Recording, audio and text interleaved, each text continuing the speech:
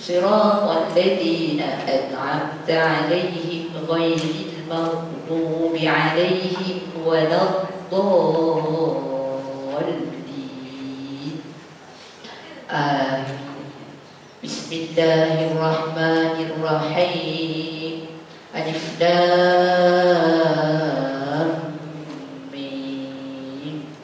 ذلك الكتاب لا ريب فيه هدى للمتقين الذين يؤمنون بالغيب ويقيمون الصلاة ومما رزقناهم ينفقون والذين يؤمنون بما أنزل إليك وما أنزل من قبلك وبالآخرة هم يوقنون أولئك على هدى من ربهم وأولئك هم المفلحون.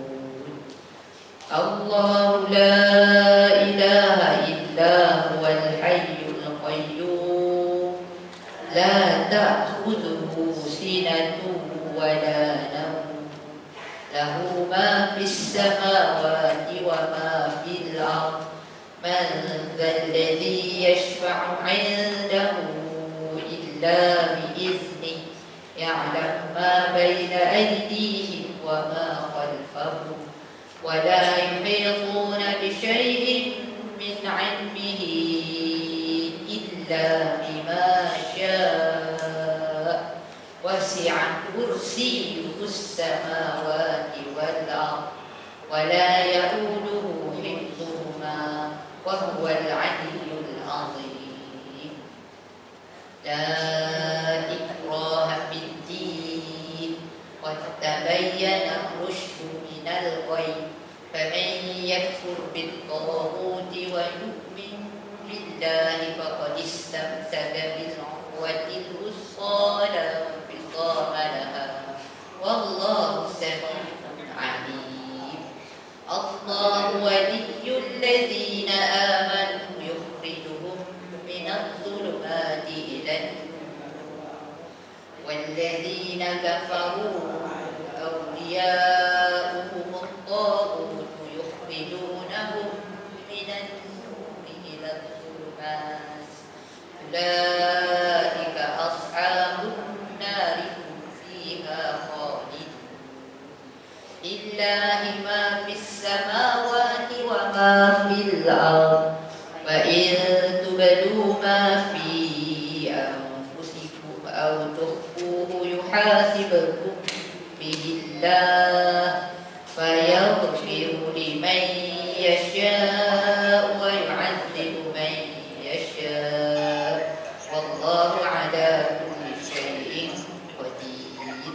آمن الرسول بما أنزل إليه من ربه والمؤمنون كل آمن بالله وملائكته وكتبه ورسله لا نفرق بين أحد من رسله وقالوا سمعنا وأطعنا غفرانك ربنا وإليك المصير. لا يكلف الله نفسا إلا وسعها لها ما كسبت وعليها ما اكتسبت ربنا لا تؤاخذنا إن نسينا أو أخطأنا ربنا ولا تحمل علينا إسرا كما حملته على الذين من قبلنا ربنا ولا تحملنا ما لا طاقة لنا به واعف عنا واغفر لنا وارحمنا أنت مولانا فانصرنا على القوم الكافرين. بسم الله الرحمن الرحيم.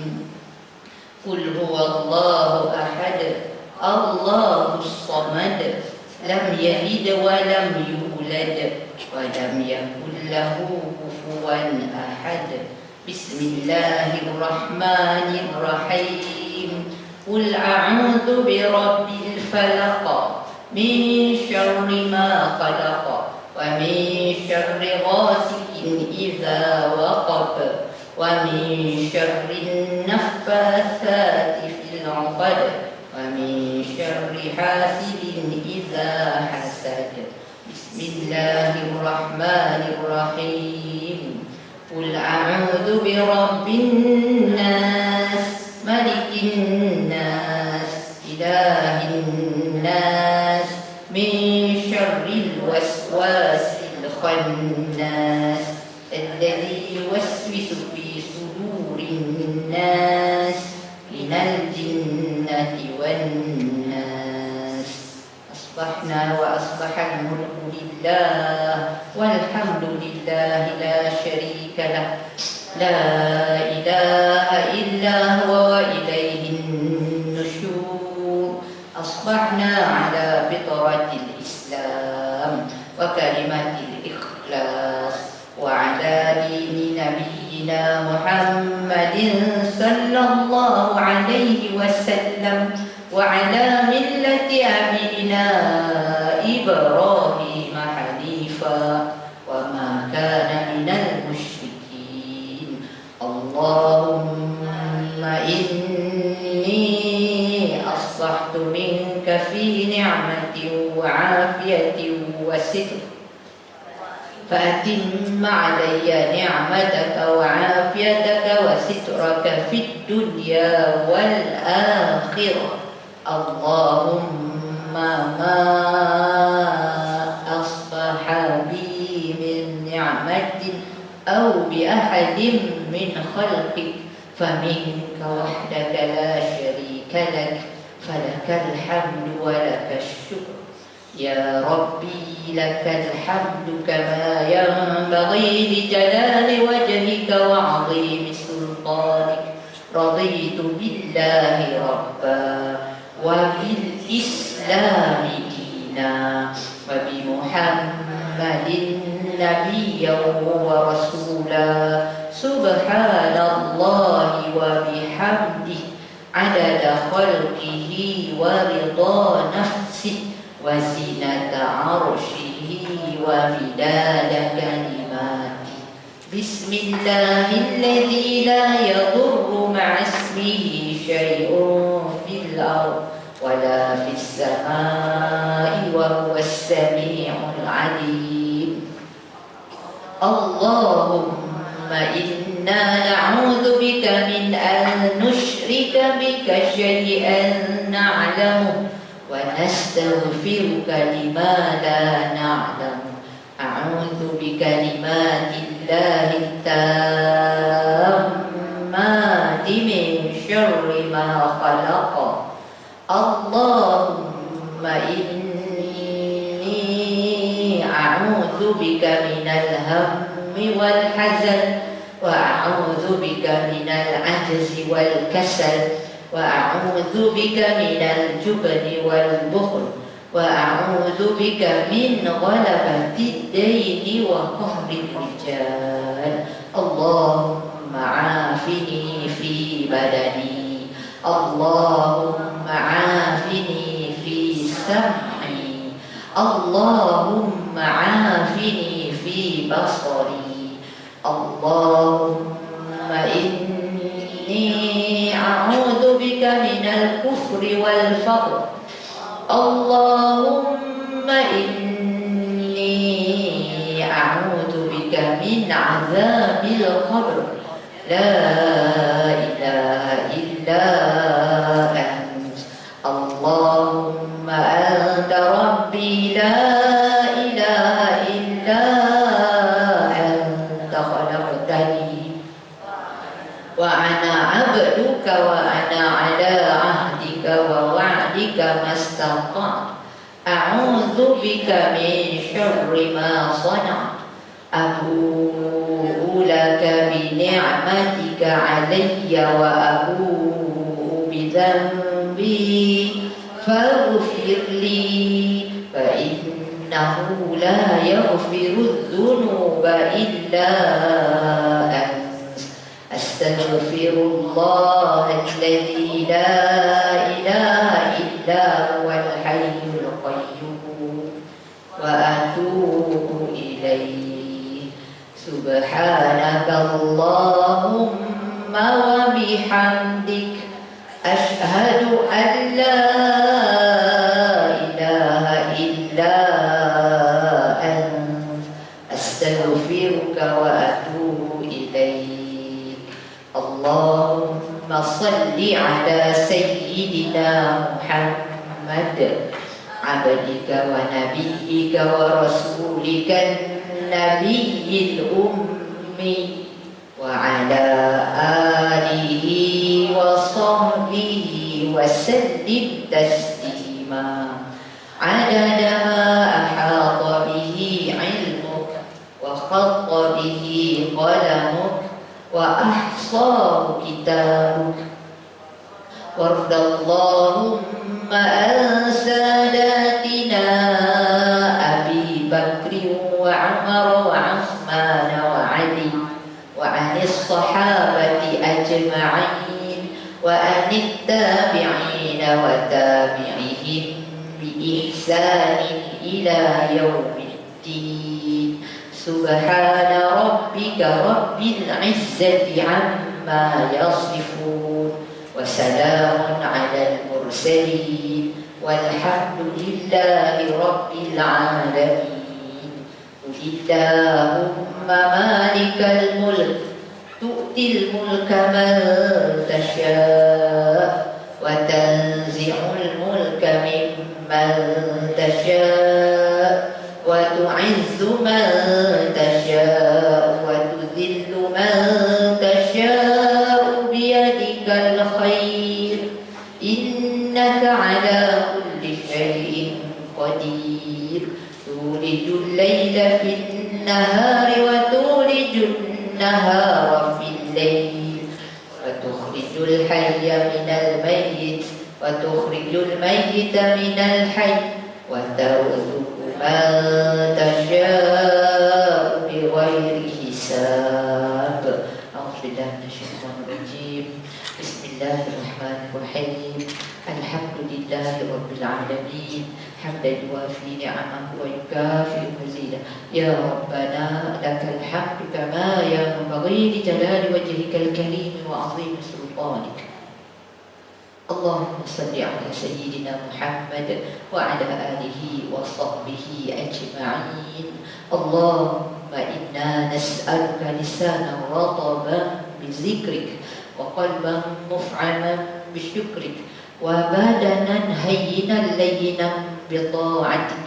اللهم إنا نسألك إيمانا كاملا ونسألك قلبا خاشعا ونسألك علما نافعا ونسألك يقينا صادقا ونسألك دينا قيما ونسألك العافية من كل بلية ونسألك تمام الغنى عن الناس وهب لنا حقيقة الإيمان بك حتى لا نخاف ولا نرجو غيرك ولا نعبد شيئا سواك. واجعل يدك مبسوطة علينا وعلى أهلينا وأولادنا ومن معنا برحمتك ولا تكلنا إلى أنفسنا طرفة عين ولا أقل من ذلك يا نعم المجيب.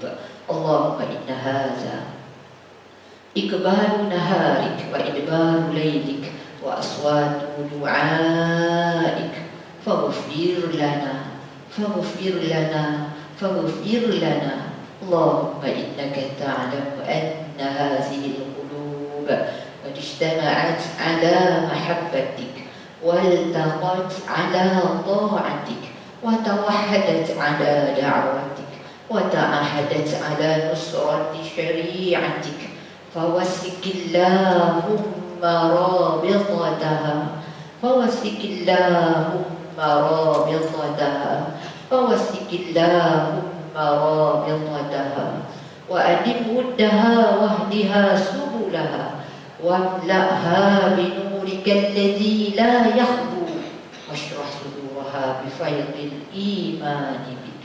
وجميل التوكل عليك وأحيها بمعرفتك وأمتها على الشهادة في سبيلك إنك نعم المولى ونعم النصير اللهم آمين اللهم آمين اللهم آمين ya Allah ya Tuhan kami, kurniakan kami lisan yang lembut basah mengingati dan menyebut nama, hati yang penuh segar mensyukuri segala nikmat, serta badan yang ringan menyempurnakan ketaatan kepada perintah.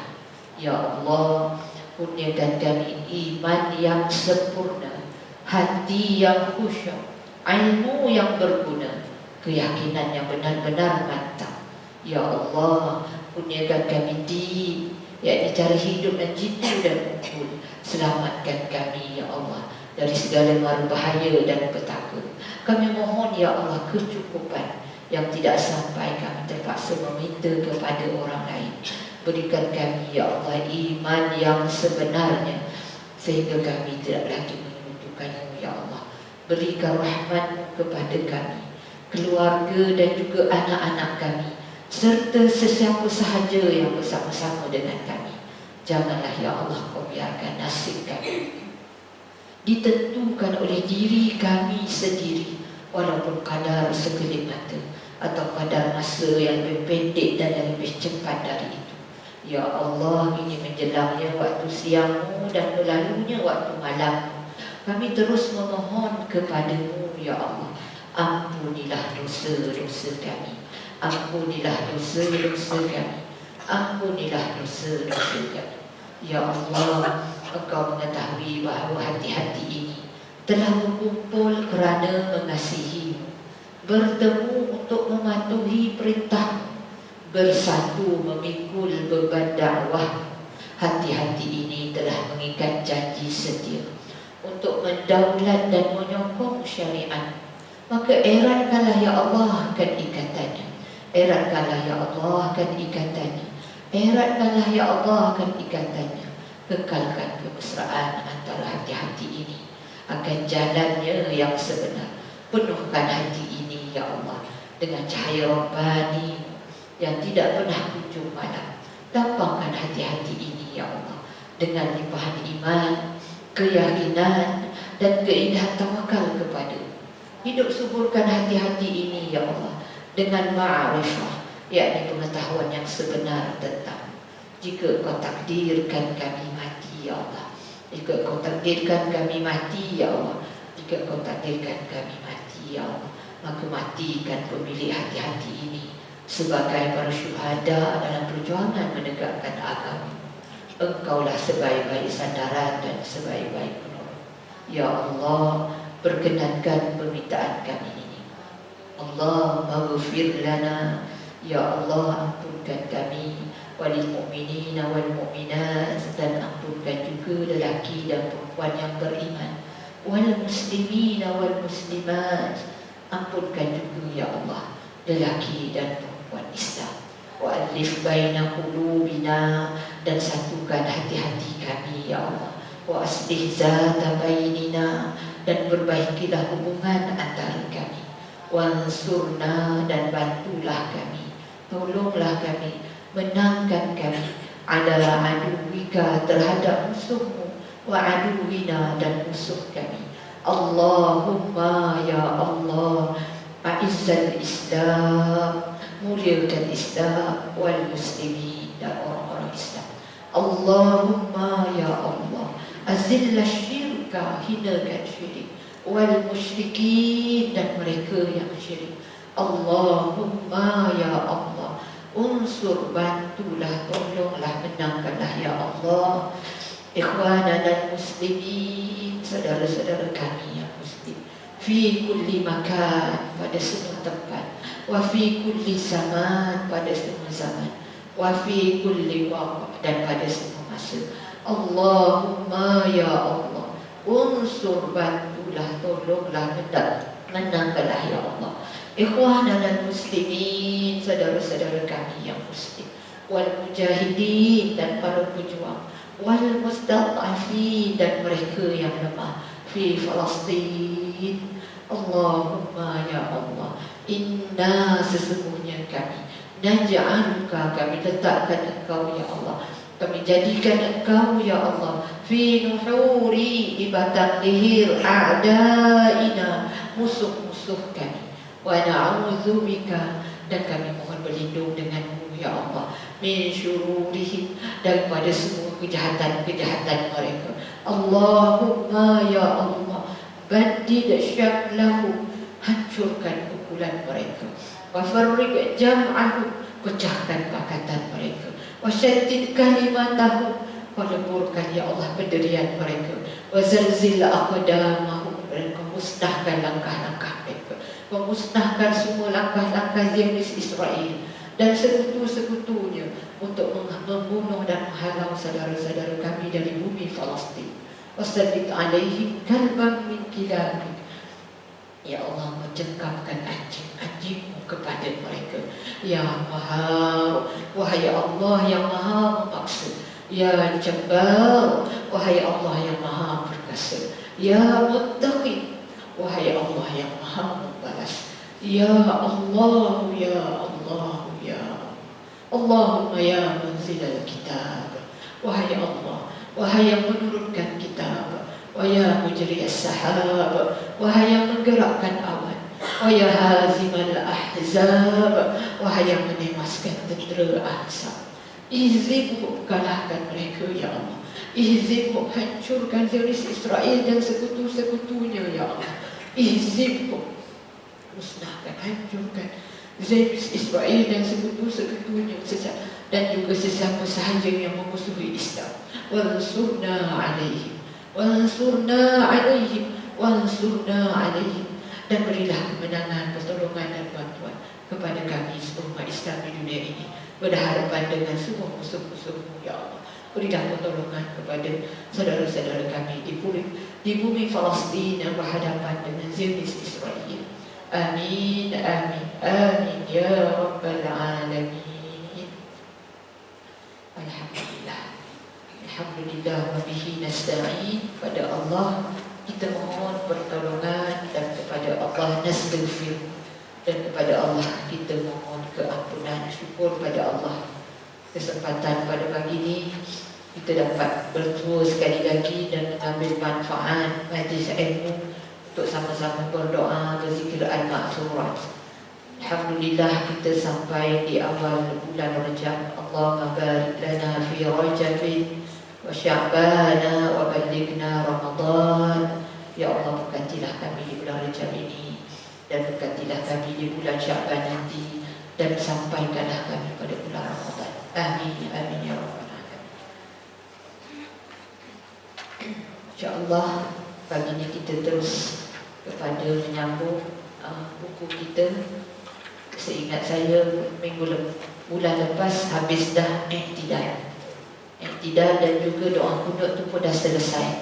Ke doa kunut tak habis lagi? Doa kunut pernah habis lah tu.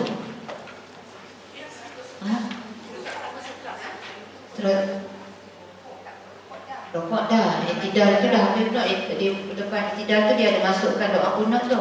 Doa kunut tu dah habis kan? Belum lagi. Belum tadabbur doa kunut lagi. Ya. Sebab panjang dia gitu ya. Yang lain tak nanda lah tu. Tu tak datang. 111 buku kecil ke buku besar? Buku kecil. Buku besar 111.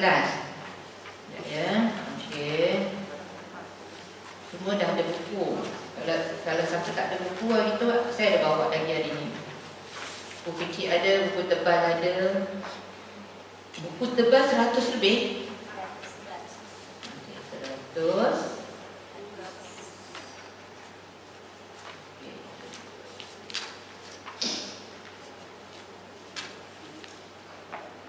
Okey, dah habis dah tu. Maknanya masih dah kunut kan ni. Okey, sampai 111 ya. Makmum mengaminkan doa dan membaca sendiri pujian dalam kunut. Hari ini 112. 112. Maknanya masih lagi iktidal, belum habis lagi. Okey, baik. Buku kecil ni lebih mudah nampak dan nak faham. Kita buka dua-dua buku. Yang ada buku tebal. Hari ini 111 buku kecil, cari tajuk i'tidal. I'tidal. Okey. Tempat Fatihah. Kok dah sudah. Jadi tahap minimum dah sudah itu. Hari ini tertinggal pula saya punya rotan tu. Bukan rotan. Pembaris tu. Nak ukur i'tidal.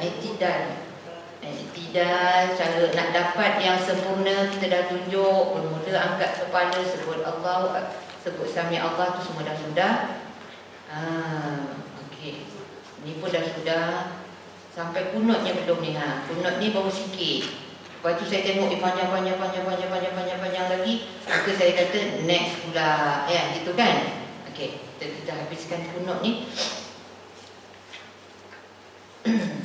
Dalam buku yang besar ni, besar. Okey, buku besar ni makmum mengaminkan doa dan membaca jadi pujian dan kunut. Jadi maknanya masih pada sunat-sunat ketika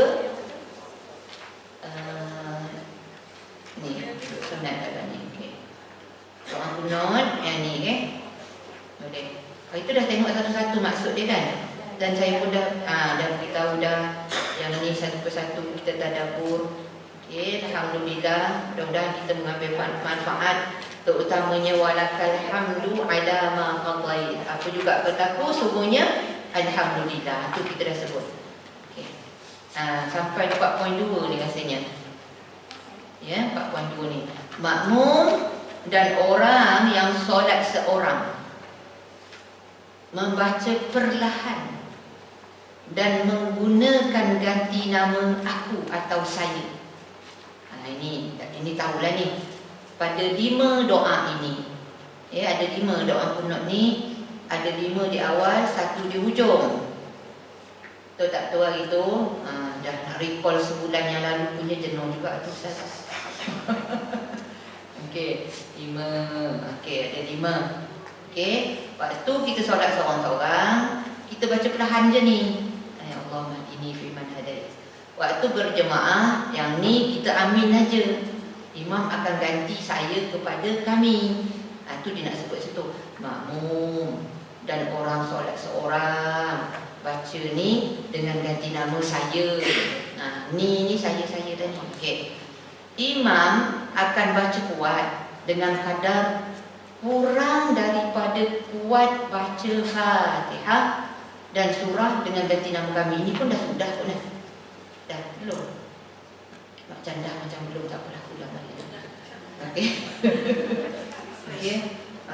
Yang ini bila jadi imam dia baca kuat pada 5 ni. 5 yang pangkat.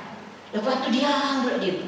Yang diam itulah yang pada muka surat yang dia kata makmum mengaminkan doa dan baca sendiri pujian dalam kunut. Pujian itu pergi selepas daripada 5 permintaan. 5 permintaan tadi. Okey, ini 5 permintaan. Wakina itu 5 permintaan. Lepas tu diam je. Imam diam, kita pun diam. Okey. Jangan imam diam, kita diam terus tak baca. Okey, puji-pujian tu baca sendiri. Tu yang dalam doa kunut tu ada yang kita amin, ada yang kita diam. Diam kita tu maknanya baca sendiri. Okey, macam juga kunut nazilah. Habis dah pangkal dia kunut nazilah sampai hujung. Amin belaka. Padahal ada yang puji Allah tu, ya Qahar, amin. Ya Jabbar, amin. Itu doa tu. Wahai Allah yang Maha Perkasa. Itu bukan doa kan, itu puji Allah kan. Patutnya tak amin lah. Kita pun sebut ya Qahar, ya Qahar, ya Jabbar. Ni habis langsung semua amin, amin. Elok juga amin sampai saya diam je. Okey, bila dipandu dengan ilmu barulah cantik, insya-Allah ilmu tu terpandu dengan elok. Ada tempat kena diam, ada tempat yang amin. Diam dah kata kita nyebut seperti imam tu sebut, tapi kita sebut tak sekuat imam itu. Okey, yang ini 5 doa yang digantikan kepada kami kalau dia jadi imam. Imam baca kuat tetapi kekuatannya itu kekuatan suara, bukan kekuatan tenaga. Ya, bawah sikitlah pada Fatihah.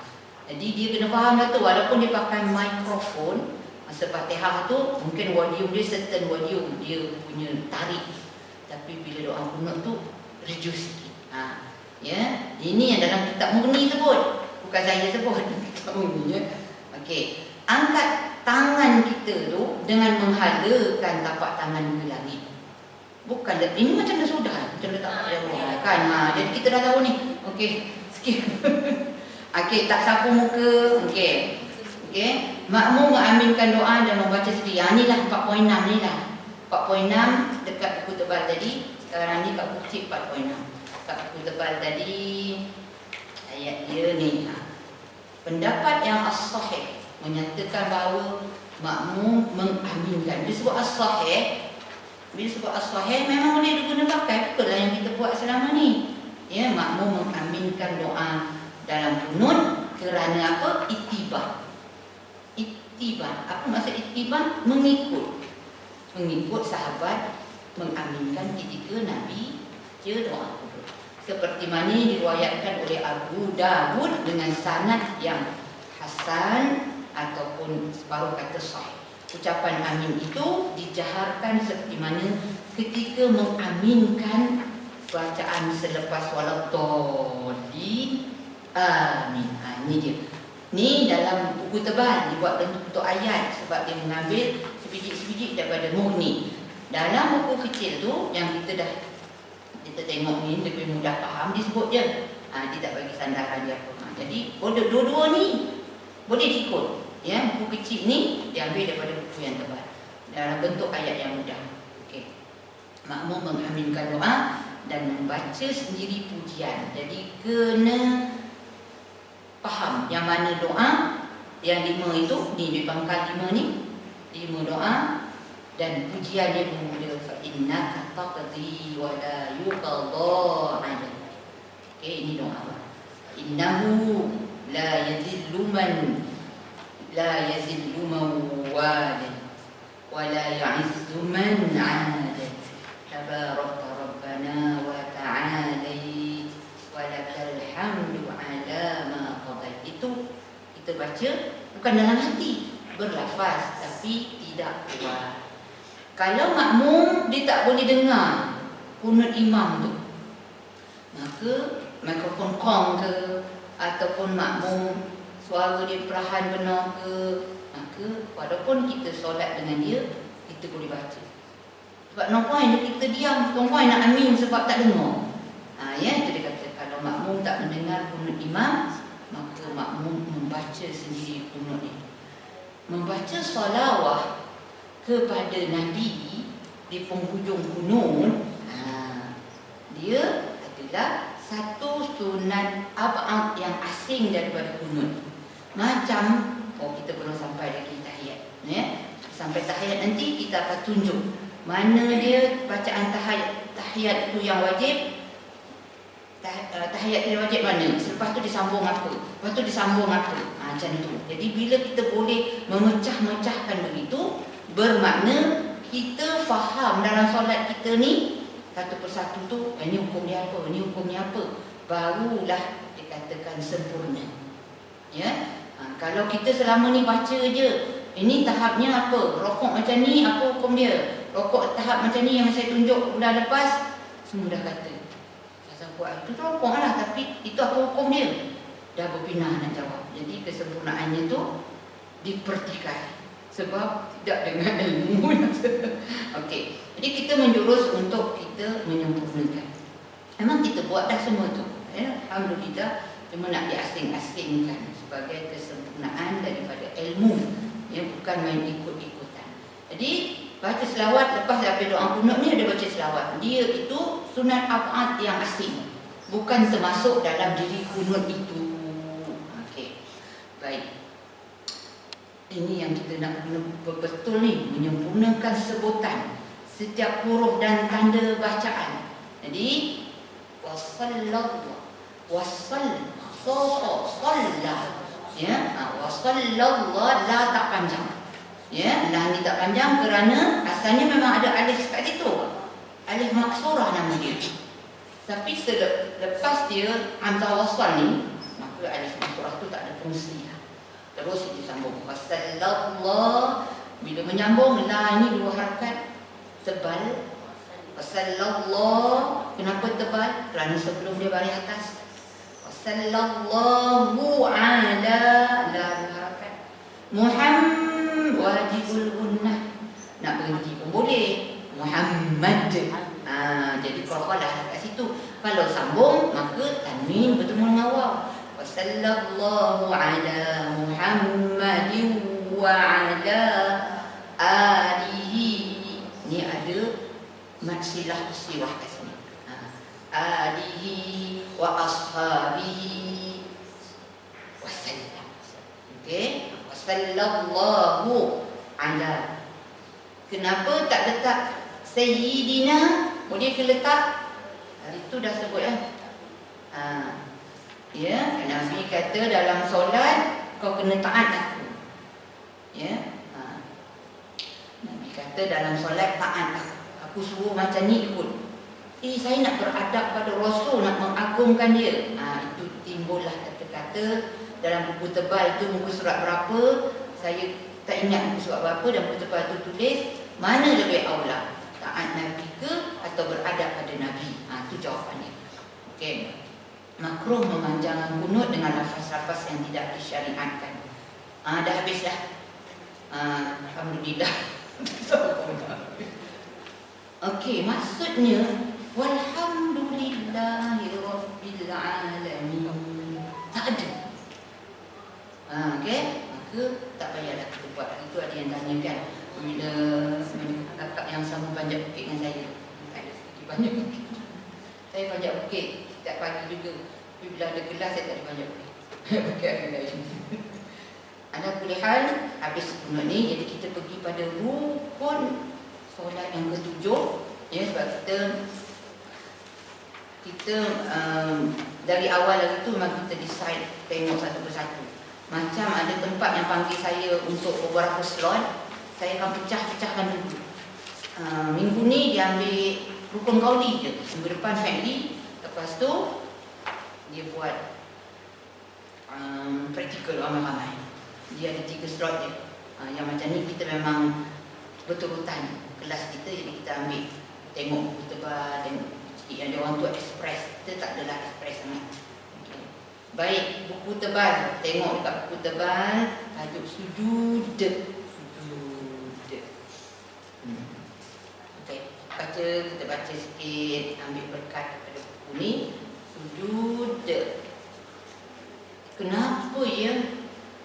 Kenapa dalam buku ni dia tak tulis sujud dan tamak nina, rokok dan tamak nina? Jawapan dia dah ada itu. Jawapannya dah ada pada muka surat 2. Ya, muka surat 2 ni tu.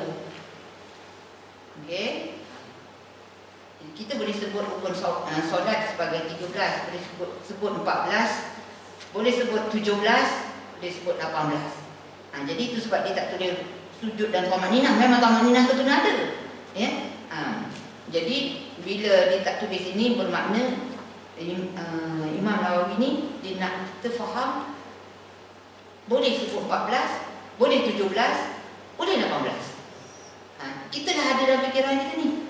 Bila 18 tu termasuk apa? 17 tu termasuk apa? Boleh? Okey. Baik, rukun solat ketujuh ialah sujud sebanyak 2 kali pada setiap rakaat. Kerana ini firman Allah, irka'u wasjud. Ya, hendaklah kamu rukuk dan sujud. Itu sebagai dalil yang kita ambil. Dan hadis Nabi, idza qumta ila solat, dan disebut gini. Okey, kedua-dua sujud dikira sebagai satu rukun saja, kerana kedua-duanya adalah sama dan dianggap satulah. Walaupun kita buat 2 kali, tapi dalam kita menulis tu tak adalah lepas sujud duduk antara 2 sujud, lepas tu sujud lagi, tulis lagi, lepas tu tulis ni, tak, bukan macam tu. Ya, tu dia nak boleh faham kat sini. Baik, dari sudut bahasa, ambil sikit kat sini ya, dalam buku tak. Dari sudut bahasa, ia membawa maksud al-qamamun yang bermakna tetap, dan juga al-mail membawa maksud muyul, mail, condong. Okey, jadi kita dah nampak situ dari sudut bahasa dia memberi faham.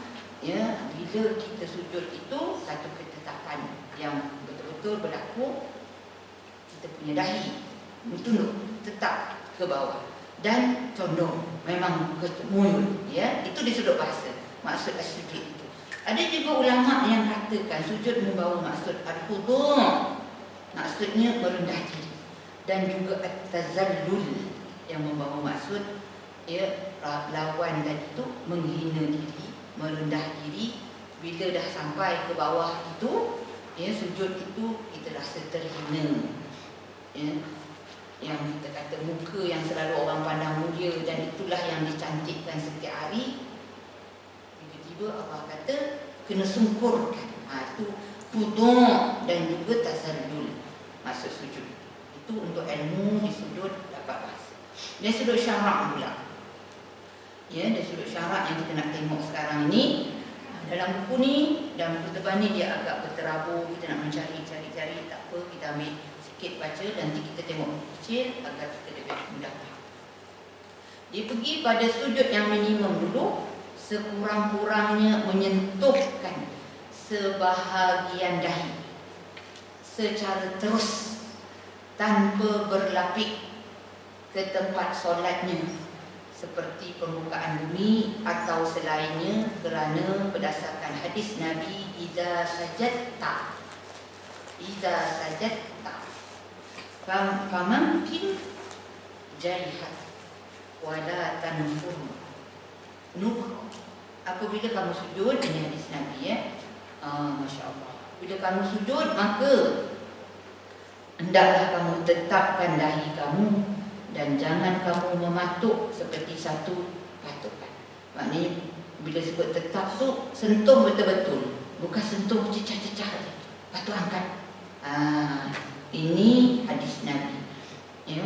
Dan ada satu hadis yang bila kita bacakan ini, masa saya belajar sama ustaz, kita pun tak puas hati. Terutamanya kita perempuan. Tapi tak apa, nanti di hujung-hujung tu ada dia punya ketenangan dia. Kita tengok dulu hadis ini. Ini Imam Nawawi susun macam tu, kita bacalah. Okay, syakauna, kami ini mengadu ila Rasulillah, kepada Rasulullah. Mengadu apa? Harra ramdai fi jayaina. Kata, ya Allah, ya Rasulullah, panasnya tanah pada dahi-dahi dan pada dua tapak tangan kami ini ketika sujud. Ya, jadi di sini baru dua anggota yang disebut, dahi dan juga tapak tangan. Jadi kami ni mengadu pada Rasulullah waktu nak sujud tu, dahi dan juga tapak tangan ni, aduh panasnya Rasulullah, mencecah ke bumi tempat sujud tu. Tapi apa yang berlaku, Masya Allah, falam yashkur, Nabi tak menghiraukan, tak mengindahkan pun aduan kami ini. Ada je poinnya apa tu? Tak boleh berlapik rupanya waktu sujud. Bila ustaz cakap tu, ustaz kami pakai telekom ni macam mana nak alih-alih apa-apa tu, gitu kan. Ini hadis yang diambil awal-awal, seperti mana yang diriwayatkan oleh Al-Baihaqi dengan sanad yang sahih ni. Ia juga diriwayatkan oleh Muslim tanpa disebut dahi-dahi dan tapak-tapak tangan kami. Sekiranya tidak wajib meletakkan dahi secara terus, dah tentu baginda akan membenarkan mereka mengalas dahi daripada terkena panas yang tanah yang panas. Ya, jadi tak boleh berlapik dengan sesuatu. Sejadah tu ditinggal kat situ, dia jadi macam bumi dah. Memang boleh. Tidakkah habis pula, habis karpet semua buka rupanya. Sebab zahir hadis tu cakap macam tu, kena dekat tanah terus. Okey. Jangan panik, itu hadis dia. Maknanya kita ambil faham kat sini, apa yang kita masa berdiri tu, ya, dahi terbuka, tangan ini pun bila tu kita berdiri, dia tak ditutup. Bila sujud tu, itu pun kena terbuka. Ini yang Nabi sebut. Sahabat mengadu panas, dia buat takbir. Okey, tak apa. Ada pendapat mengatakan wajib meletakkan, tadi minimal separuh. Jadi cerita itu saya kata dekat sini dia agak berterabur, tapi saya nak nak dapat berkat ni kita ambil. Ya, ada pandangan kata wajib seluruh dahi.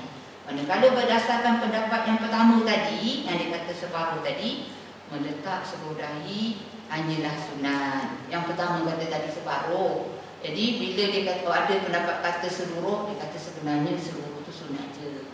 Okey, ni cara baca ni. Kalau baca seorang tak faham. Saya baca dengan ustaz baru faham. Tu yang berani kat sikit-sikit ngajar tu, tidak tak berani juga.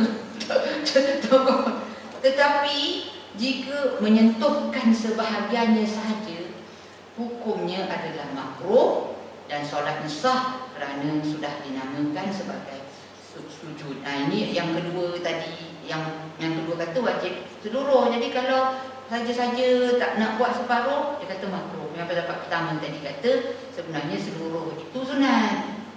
Okey. Tidak termasuk dalam anggota sujud yang dinamakan dahi, tepi dahi, sama ada kiri kanan sujud sebelah itu.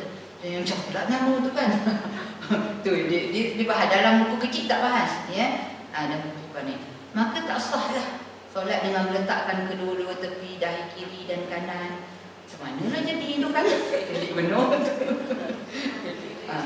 Sujud pertama kiri, sujud kedua kanan. Tak sah, ya. Tu ya. Ni dia terang kat sini. Kotlah orang sifat silat.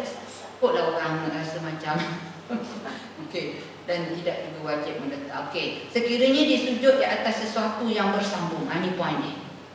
Sekiranya dia sujud di atas sesuatu yang bersambung, inilah jawapan yang kita nak bagi pada sahabat-sahabat kita bila dia sujud di atas kain telepong dia, tak sah. Inilah jawapannya ni.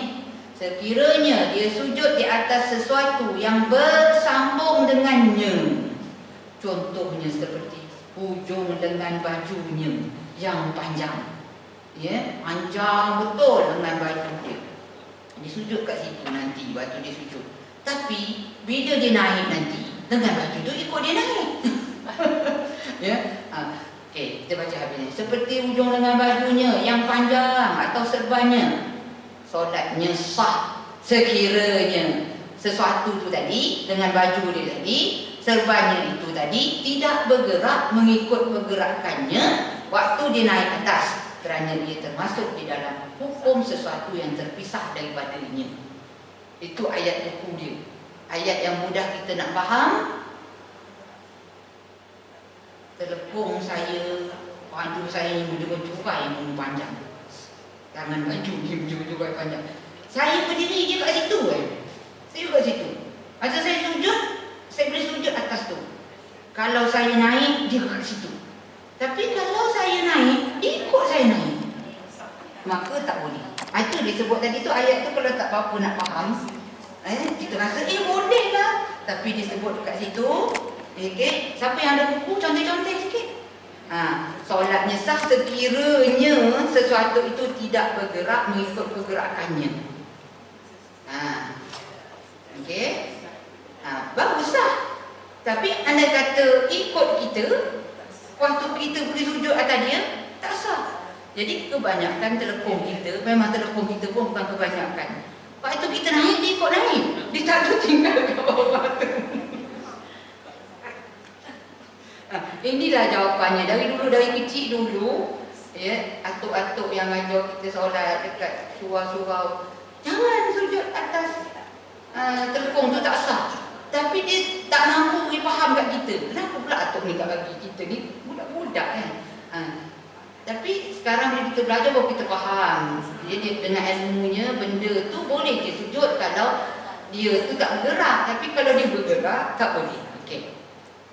Sekiranya sesuatu itu bergerak dengan pergerakannya ketika berdiri atau duduk atau sebagainya, contohnya seperti sapu tangan yang diletakkan di lehernya, maka solat tidak sah. Ada tak letak sapu tangan? Tak buat dah kan? Tidak sah jika sujud di atasnya. Sekiranya dia melakukan itu dengan sengaja serta mengetahui hukumnya, jadi banyaklah orang kata aku tak tahu, maka solatnya batal. Kalau tak tahu, selamat aku tak tahu. Tapi sekarang dah tahu, tak boleh.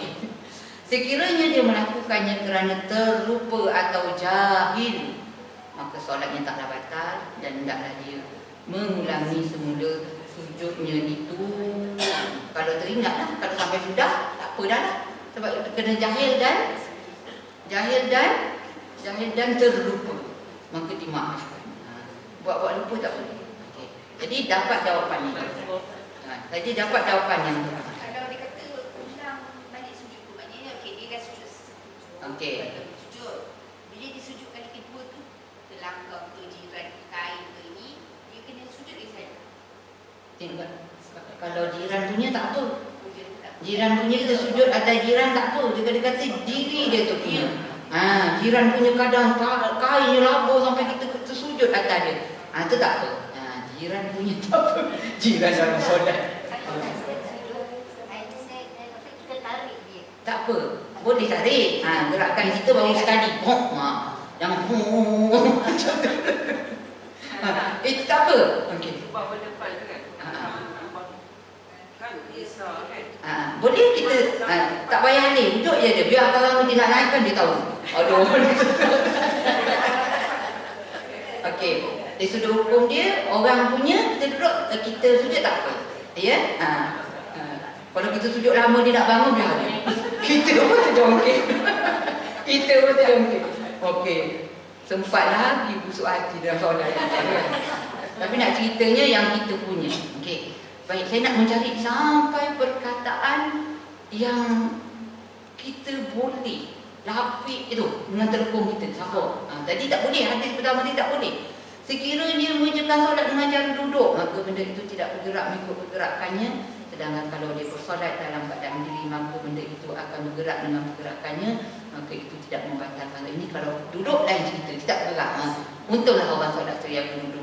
Telekung dia tu menjadi jela, dia duduk atas. Okey, ini perbahasan ni saya nak cari yang okey, yang seorang saya bergerak.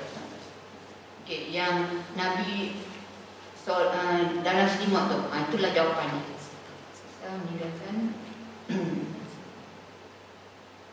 tak jumpa pula. Di Atas. masuk kategori sesuatu yang Dia tidak lagi atas lagi. ada lagi, atas lagi. Surat 122 atas kali. Ada masuk dia punya kayu. Bukan ini yang saya cari. Saya cari yang Nabi solat dalam selimut. Itulah dalil yang kita ini kalau sujud telekung kita berlapik gini. Itu saya nak cari yang tu. Ya. Tapi okay, saya cari dulu, nanti lepas tu saya ulas. Di sini rasanya. Kita tengok bila ada buku ni kita kena tengok betul-betul. Bukan tangan. Ya, tangan ni tadi. Ada Nabi selimut Nabi. Kain selimut. Okey. Ada pendapat mengatakan wajib mendedahkan perut kedua tapak tangan berdasarkan zahir hadis yang mula-mula tadi. Ada yang mengadu tadi tu. Mengadu kepada Nabi tu. Okey. Pendapat ini disangkal dengan hujah-hujah kata kubab, ya, tidak mengindahkan kami kalau menutup semua dahi dan dua tapak tangan. Hukum tidak wajib mendedahkan dua tapak tangan dikuatkan dengan hadis yang diriwayatkan oleh Ibnu Majah. Hukum tidak wajib mendedahkan dua tapak tangan dikuatkan dengan hadis yang diriwayatkan oleh Ibnu Majah bahawa Rasulullah pernah mengerjakan solat di dalam Masjid Al-Ashhal dan menutup dirinya dengan sehelai kain selimut untuk meletakkan kedua tangannya di atas kain itu untuk memeliharanya daripada batu-batu yang tajam. Okey. Jadi mungkin juga akan ada alasan Nabi sebab ada nak elak benda. Kita ni dalam masjid elok je. Tapi bila Imam Nawawi buat macam ni, maknanya adalah kita kata hujah yang membenarkan boleh. Okey. Tapi kami dah tanya ustaz sungguh-sungguh. Ustaz kata kalau boleh, ya, dedahkanlah sebahagian. Kan dia sebahagian tu mungkin terkena kain, sebahagian tu touch. Ustaz pesan macam tu. Lepas tu tanya lagi yang betul-betulnya macam mana, atas ni buka ke tutup ke. Kan aurat kita muka dan kedua tapak tangan je yang boleh dedah. Yang ni sebenarnya kena tutup. Waktu biasa-biasa bukan solat pun. Tapi ini yang kita panggil ma'fu anhu. Itu saya dah bahas aslinya ke tempat lain. Tempat lain Jadi sebenarnya bila bahas bab solat ni, adalah yang kawan dia tanya, "Ustaz, ada jemaah tanya yang betul-betul macam mana? Betul-betul macam mana Ustaz?" Pun nak betul sangat. Nak betul sangat sebenarnya ni memang kena tutup. Ni memang kena tutup. Luar solat ke dalam solat? Ni, awak boleh buka ni. Yang kena touch ni kita buka. Sini. Tapi memang pandangan dia kata yang ni dah ma'fu, dimaafkan, boleh terbuka. Boleh dalam solat ni boleh terbuka. Jangan isu dia nak bincang yang ini. Tapak tu yang memang sepanjang masa boleh dibuka. Luar solat, dalam solat. Tapi kita sekarang ni pakai telefon, kan kita jadi itulah jawapan dia yang kat situ. Tapi bila dah bagi jawapan itu, ada juga lagi menanya sebenarnya. Bila benda khilaf, tak ada sebenar adalah. Jadi Ustaz menjawab. Dia kata kalau boleh, ni ambil hadis yang pertama tu. Jadi bila kita dah baca khilaf, jadi bolehlah terapik. Boleh. Jangan orang-orang tu berapik kita kata, tak boleh berapik, jangan gaduh-gaduh. Saya risau bergaduh. Ya. Yes, yang ni tu tanya. Memang Ustaz suruh buat je. Ustaz dah design dah. Telefon yang macam tu. Tak kuasa saya design. Tak, dia suruh design tutup sini, suruh buka sini. Memang ada Indonesia memang ada macam tu. Tapi bila benda tu khilaf, buat macam ni. Tapi adalah Allah tanya yang sebenar dan susah kita. Bila sebut sebenar, dia bertanya, kita boleh jadi, nak betul juga kita betul. Okey, itu poin yang sangat besar dalam buku tebal ni untuk kita sama-sama tengok Jadi sekarang ni boleh buku kecil untuk kita faham. Ini lebih mudah. Untuk kita faham bab sujud ni, okey. Yang wajib dia ni je kita tengok. Okey, jangan risau. Tapi yang sunat dia apa? Nanti untuk kesempurnaan dia kita akan tengok juga. Okey. Tadi kita dah tengok yang wajib itu satu pandangan dia kata letak semua anggota sujud. Ada dua pendapat. Sebahagian ulama kata sentuh sebahagian dahi yang kita dah tengok. Sebahagian tadi kata full. Okey. Baik. Ini sifat sujud yang kita kena ambil dahi satu. Okey. Nanti ada pandangan bawah sekejap. Mana bawah punya sekejap. Dan sifat sujud yang kita kena betul-betul faham, meninggikan punggung, melebihi paras kepala. Kalau seluruh dahi berbalut, boleh sujud atas pembalut. Ini masyaqqah dia ya. Kalau saja-saja tak adalah atas pembalut dan solatnya sah. Jadi nak sebut sifat kedua dia, meninggikan punggung. Ini yang secara umum. Lepas tu dia pergi kepada pandangan Imam Nawawi ini yang kita tengah tengok sekarang ni. Dia kata letakkan semua 7 anggota sujud yang kita tahu. Semua kalau kita perhati sebahagian dahi, sebahagian 2 tapak tangan, sebahagian 2 lutut, mana tu? Sebahagian ujung-ujung 2 tapak kaki, ya, bahagian bawah jari-jari. Nanti kita akan tunjuk. Sebahagian ujung-ujung 2 tapak kaki. Tapak kaki mana, ujung dia mana. Ini yang juga jadi ramai orang tak sah solat. Sebab dia tidak touch dia punya hujung tapak kaki. Dia hanya cecah-cecah dia punya anak-anak kaki. Astaghfirullahaladzim. Dan ni Ustaz cukup marah ni. Jadi dahi kita sebut secara umum Imam Nawawi kata dahi separuh pun boleh untuk minima dia. Tapi untuk kesempurnaan nanti kita tengok bawah. Okey. 1 2 3 lah jadinya. Ni lutut dah jadi 5. Lagi 2 ni. Ujung-ujung 2 tapak kaki. Kita selalu sebut kaki je. Maka bila sebut kaki secara umum, orang bayangkan jari itu adalah kaki. Maka dia pun mencecahkan jari jemarinya sahaja. Ustaz kata ujung-ujung tapak. Okey. Iaitu bila disebut hujung dua tapak kaki itu ialah dia berada bawah jari-jari kaki. Oh, Masya Allah. Baik, dalam sujud juga mesti ada tumaninah. Okey, ini yang wajib ni, peringkat wajib. Dan dalam sujud juga mesti ada qasad. Tujuan sujud itu semata-mata untuk sujud. Macam juga rukuk itu, macam juga yang tidak tak ada boleh niat yang lain. Itu yang wajibnya ini. Yang wajibnya ya. Okey, dalam buku yang tebal tu panjang lagi tu. Kalau kita baca banyak kita dapat. Tapi nak kita tengok tadi kita dah tengok sebahagian. Yang sekarang ni kita pergi pada kesempurnaan sujud. Okey.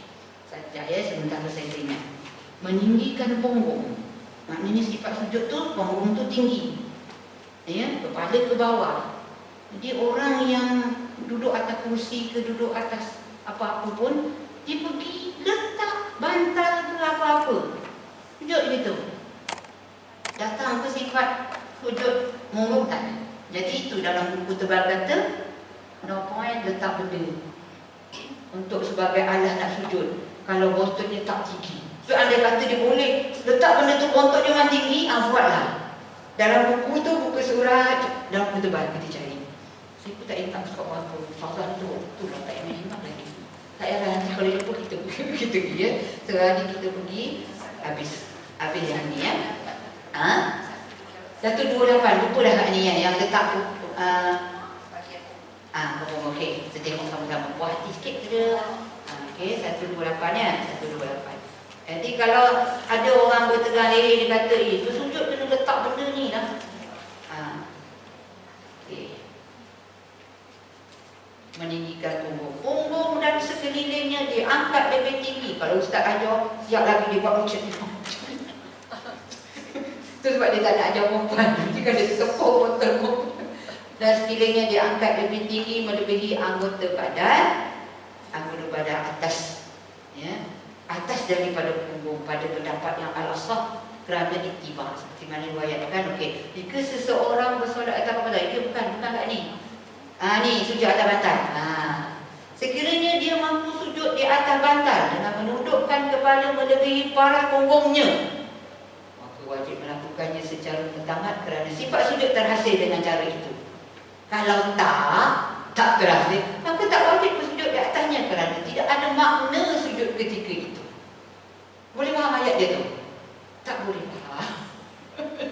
Dia kata sekiranya dia mampu sujud di atas bantal dengan menundukkan kepala melebihi paras punggungnya, maka wajib melakukannya secara muktamad kerana sifat sujud berhasil dengan cara itu. Itu poin dia. Tapi dia kata kalau tidak, maksudnya kalau dia sujud atas bantal tapi tak terhasil ni melebihi paras punggung, maka tak wajiblah bersujud di atasnya kerana tidak ada makna sujud ketika itu.